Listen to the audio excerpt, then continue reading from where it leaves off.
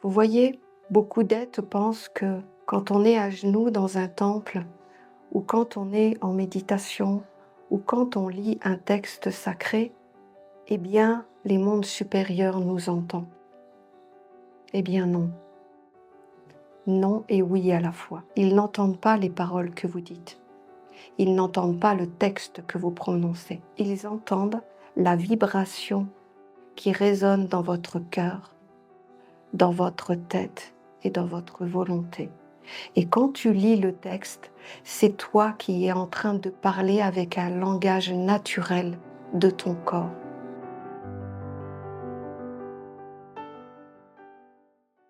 C'est quand tu lis ce texte et que tu alimentes tes centres de perception en toi, eh bien tes corps ouvrent les portes et créent autour de toi tout un monde qui définit la qualité d'être que vous êtes, la réalité de ce que vous êtes, et pas ce que vous croyez être en prononçant ces paroles. Mais ces paroles sont importantes parce que c'est un support de concentration, c'est une orientation et aussi c'est une confirmation, c'est une sagesse. Mais quoi qu'il en soit, peu importe ce que l'on te donne par l'extérieur, le réel, c'est ce que ça fait à l'intérieur.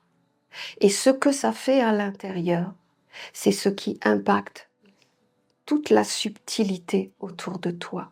Vous voyez le monde de l'eau et le monde de l'air, où en fait vous êtes une personne qui sentait bon, qui dégageait une belle énergie, qui dégageait un rayonnement.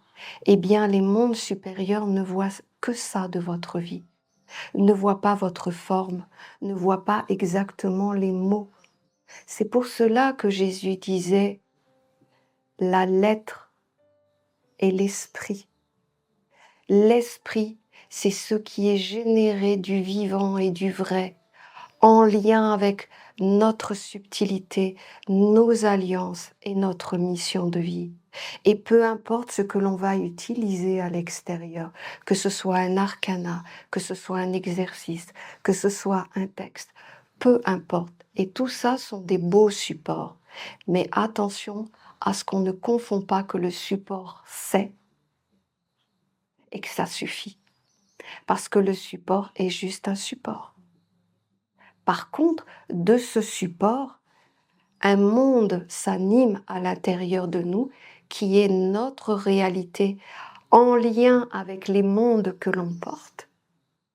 Il y a des mots que tu vas prononcer à l'extérieur de toi et qui vont n'avoir aucune résonance à l'intérieur de toi.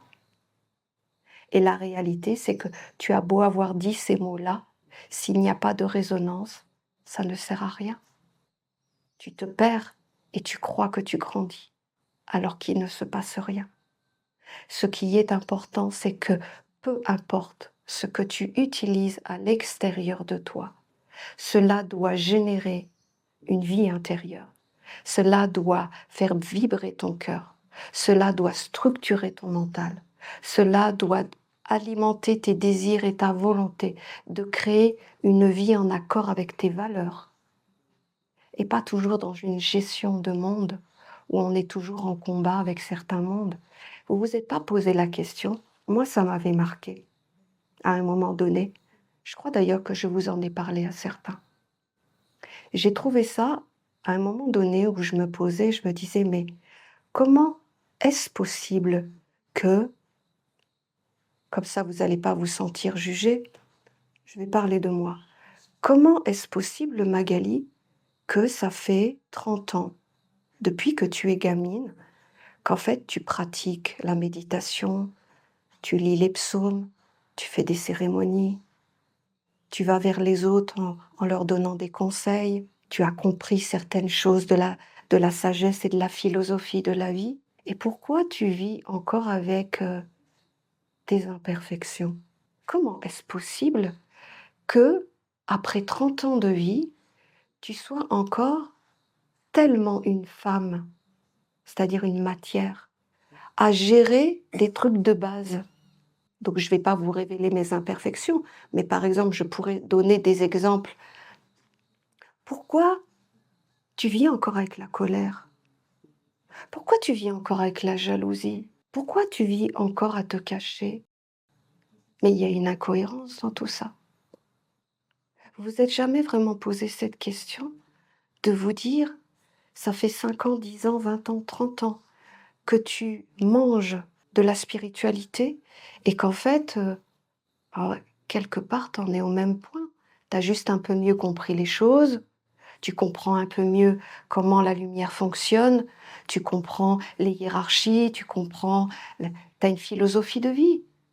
Mais, mais toi, dans ton réel, puisque si tu te dis, les mondes supérieurs ne voient pas forcément ce que tu fais avec ton physique et qu'ils voient en fonction de ce qui est animé à l'intérieur de toi. Mais je me suis dit, mais t'es à côté de la plaque, Magali. Tu regardes pas au bon endroit. Puisque, en fait, il s'avère concrètement et réellement qu'on est encore à négocier, à se protéger, à développer une volonté, comme si un ennemi pouvait encore tout nous prendre. C'est quand même fou. Comment est-ce possible? Si notre pensée est vers les archanges, si notre cœur est dans les vertus, il y a un moment donné, dans le réel de la vie, tu te dis, mais pourtant, franchement, c'est sincère ce que je vis. C'est vraiment authentique, j'ai vraiment envie de ça. Mais peut-être que le grand piège de la spiritualité, qui te fait croire que ton corps n'est pas si important que ça, et que ton corps, il doit juste dormir, manger, avoir un peu de plaisir et que ça suffit pour qu'il t'accompagne. Mais non, parce que le corps, c'est la réalité de l'incarnation. La gestion avec tous les mondes que tu vois. Qu'est-ce que tu vois? Les pierres, les animaux, les végétaux et les hommes. Donc ça veut dire que ton corps, c'est tout ça. Et que tu as beau dire que tu aimes les éléments, la mer, les végétaux, les fleurs, les arbres, si tu ne fais pas de lien réel et vivant avec ton corps. Et que ton corps soit une mère, comme la mère pour nous nous prend dans ses bras. Et que toi, en fait, il t'est juste demandé une chose, d'être le chef d'orchestre à l'intérieur de toi. Et qu'est-ce que profondément il t'est demandé? Pas grand-chose. D'arrêter de te faire vivre au point que le constat est qu'en toi, tu vis encore avec ta personnalité qui est maîtresse, qui dirige ta vie, qui est là dans tes décisions, qui est là dans tes prières et qui te fait regarder la vie avec son monde et ses yeux. Et donc, il y a un constat net et clair, c'est que vous avez beau et j'ai beau avoir suivi un chemin de lumière, compris des choses, mais tant que tu n'associes pas la réalité de ton corps à cette démarche, tu ne seras jamais en possession de ton être, parce que ton corps sera toujours en lien avec des mécanismes que tu as créés tout au long de ta vie et qui fait croire que tu es telle personne. Combien de fois je le vois, on est tous passés par là et on passe tous encore par là. Il y a un vrai constat de vie. Vous devez arrêter de continuer ce mécanisme parce que jusqu'à la fin de la vie, vous allez croire que vous êtes un avec la lumière, mais quand vous allez partir, tout ça restera avec le corps. Là, vous n'emmènerez rien parce que ce qui part avec vous, c'est tout ce qui a été généré par votre cœur, votre connaissance, votre sagesse et les œuvres que vous aurez faites dans la vie. Et participer à une œuvre ne suffit pas. C'est toujours un commencement de quelque chose. Vous voyez? C'est comme se mettre sur le chemin. C'est comme commencer les premiers pas. On peut le faire à plusieurs ou accompagner une œuvre, mais la véritable œuvre de votre vie, c'est la réalisation de votre mission. et que vous êtes dans une nation, dans le monde extérieur, dans une philosophie, ce ne seront que des moyens pour vous permettre de faire l'essentiel de votre vie. Pourquoi vous êtes venu ici? Rester dans une maison et attendre que les choses se passent, sans y intégrer la révélation de votre vie intérieure, eh bien ça ne fonctionnera pas. Et pour revenir à ce que je disais tout à l'heure, il n'y a qu'une seule chose qui vous est demandée. Vous n'avez pas besoin d'être parfait, vous n'avez pas besoin d'être pur, vous n'avez pas besoin de tout savoir faire. Vous avez juste besoin de reprendre les rênes de votre vie et d'arrêter d'offrir votre corps à n'importe quoi. Parce que regardez votre vie. Combien de fois vous êtes totalement présent et agissant avec tout ce merveilleux capital que vous avez à l'intérieur de vous et qui, si vous n'êtes pas là, c'est-à-dire vous partez dans des pensées, vous revisitez le monde, vous remoulinez des situations de la vie, vous alimentez de pensées qui vous font du bien sur le moment. Mais à quel moment tu te lèves intérieurement en te disant « Non, toi là, dans les pensées, c'est fini, moi je voudrais aller là ». Donc moi, il y a certaines pensées, ça ne fait pas partie de ma destinée, parce que sinon je n'aboutirais pas. Certains sentiments et certains liens. Qu'est-ce qui vous est juste demandé aujourd'hui? D'être là pour faire revenir la mémoire et les alliances que vous avez déjà. Vous n'avez rien à recréer. Vous avez déjà travaillé de vie en vie. Vous avez déjà tout un capital. Vous avez une connaissance. Vous avez une volonté farouche de vous ennoblir. Vous avez juste qu'une chose à faire. Permettre à votre corps structuré, intelligent, de permettre à cette mémoire de revenir. Et quand cette mémoire est arrivée, le job est fait. Après, ça va dépendre de vous. Vous le faites ou vous ne le faites pas. Et à la rigueur, vous n'avez pas besoin d'enseignement extérieur pour ça.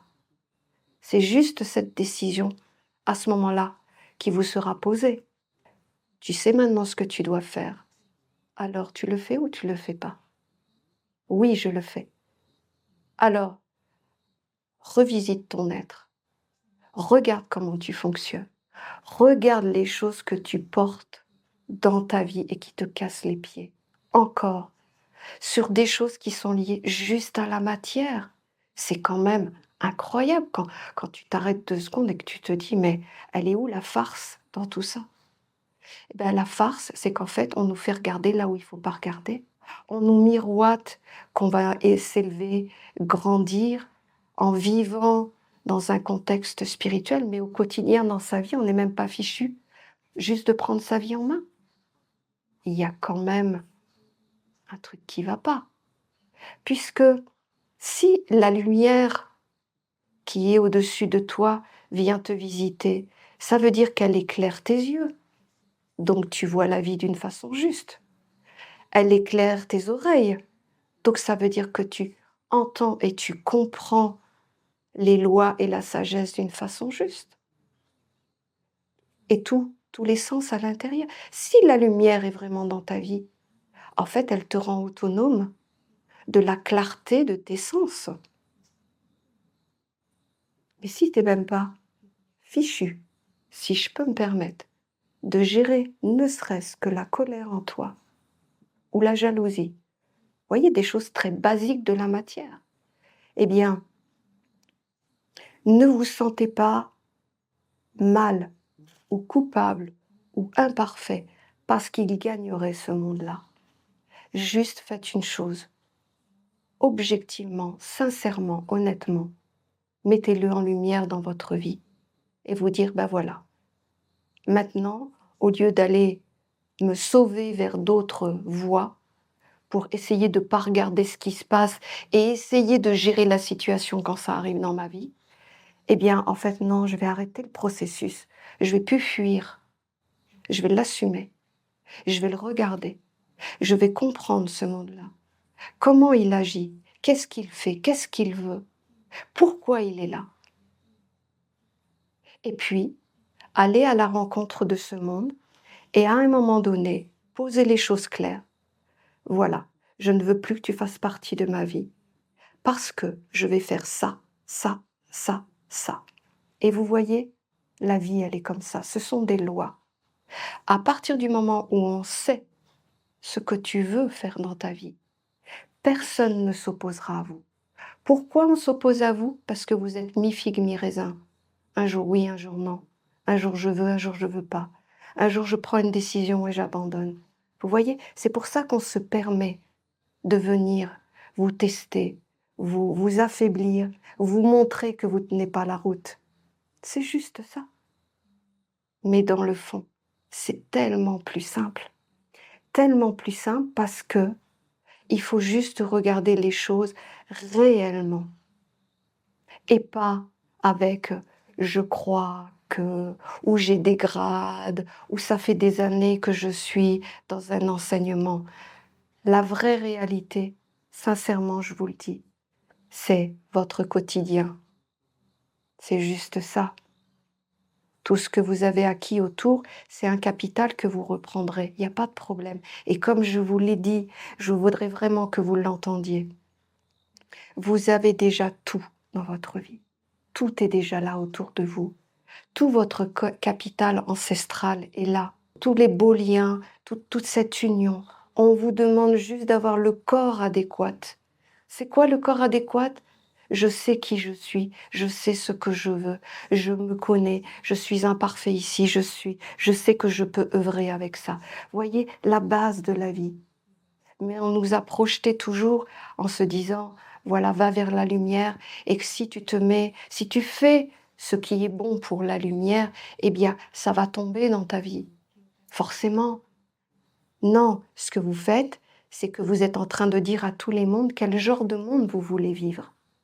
Vous êtes en train de poser les écritures, d'alimenter au quotidien, en fin de compte, pour dire que vous appartenez à la lumière.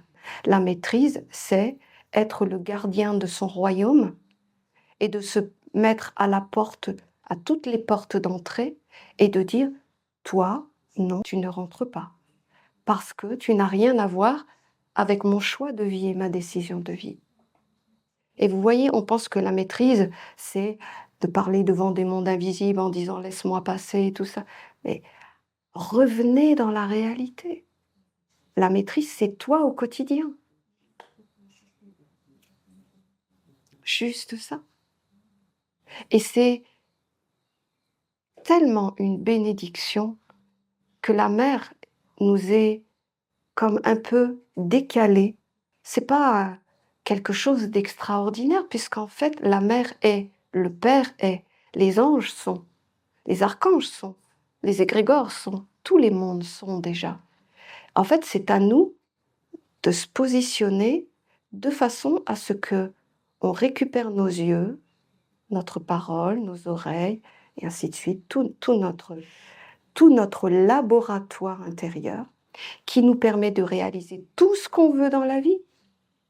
Quand tu regardes l'intelligence de notre corps et que tu te dis, mais c'est quand même fou ce truc, tu mets une semence dans ton ventre et il y a un bébé qui sort. C'est toi qui as fait ça? Eh bien non, c'est toute l'intelligence qui vit à l'intérieur de toi, qui est capable de tout mettre en place pour entrer dans l'incarnation et la réalité de l'œuvre. C'est fou quand même. En fait, tu l'as. Tu l'as. C'est déjà là. La preuve, inconsciemment, on te le montre déjà. Et si tu veux être dans la sagesse des mondes et dans la vraie connaissance, t'inventes pas des nouvelles lois. Tu regardes ce qui se passe et c'est offert à tous les règnes qui vivent sur la terre. La possibilité avec notre matière et notre corps de prendre une semence et d'aller jusqu'à l'incarnation, la réalité et la descendance. Donc pourquoi on ne le ferait pas d'un point de vue supérieur? Eh bien c'est juste ce qui nous est demandé. Quand notre âme aura assez de place on lui aura offert un espace, on lui aura permis de parler, de se révéler. Et à ce moment-là, elle commencera à te dire, voilà, tu as voulu ce corps, c'est pas pour comprendre comment on vit sur la terre et surtout s'échapper de la terre en allant vers la spiritualité. C'est justement pour que tu comprennes tout, toute cette merveille qui t'est offerte, avec plein d'outils à l'intérieur de toi, avec tout est à sa place, tout a une action, tout a sa raison d'être, il y a une harmonie globale. Il t'est juste demandé, comme à l'école, d'apprendre l'alphabet de ce monde. En fait, quand tu reviens à des choses plus simples et évidentes, tu comprends qu'il n'y a pas le choix pour tous, pour nous tous, de reprendre les choses à la base. Et vous avez vécu, vous avez, voilà, vous avez créé un monde en vous, vous avez un beau capital, vous avez un capital qui vous a permis de vivre sur la terre et tout ça est correct. Et je tiens vraiment à vous dire, parce que je le sens qu'il ne faut pas vous culpabiliser, il ne faut pas vous sentir inférieur, il ne faut pas vous sentir d'évaluer, dites-vous juste, waouh, super, demain je me reprends et je recommence le processus. Et il n'y a pas de raison que ça ne marche pas. Parce que des lois appliquées avec l'intelligence des lois, ça fonctionne. Moi, je trouve ça carrément beau de le voir. Parce qu'en fait, tu sors de cet envoûtement intérieur où tu peux, et je pense que ça, beaucoup d'êtres sont passés par là, toute sa vie, croire à des choses, pratiquer des choses, mais au final, être toujours torturé à l'intérieur, ne jamais être dans la sérénité, ne jamais être dans le goût de la vie, ne jamais être serein et de se dire je me lève, je vais faire ça, et qu'en fait, au lieu de le faire, eh ben, tu combats toute ta vie avec tes peurs, tes inquiétudes, tes stress, Enfin, vous voyez, je ne vais pas rentrer dans le détail, des choses qui sont liées juste à la personnalité. Eh bien, moi, je trouve que moi, si on m'avait dit ça plus jeune et que ça, il faut que le déclic se fasse, bien sûr, parce que là, ce que je vous dis, c'est avec des mots, mais il faut que le déclic se fasse. Mais si ce déclic-là s'était fait plus tôt chez moi, j'aurais, ouais, je ne sais pas ce que j'aurais fait, mais j'aurais été un bulldozer, j'aurais conquis le monde, j'aurais compris que rien pouvait m'arrêter parce qu'il suffisait que je mette les choses en place. Il y en a, ils ont 30 ans, 40 ans. Ouvrez grand vos oreilles, parce qu'il faut juste regarder au bon endroit. Et puis, vous êtes autonome, vous n'avez pas besoin d'autre monde. Plus tard, quand vous allez être reconstruit, vous allez pouvoir amplifier votre pouvoir d'action et, et d'agir en faisant des alliances. Mais pour ça, il faut toujours qu'il y ait un corps qui contient tout ça.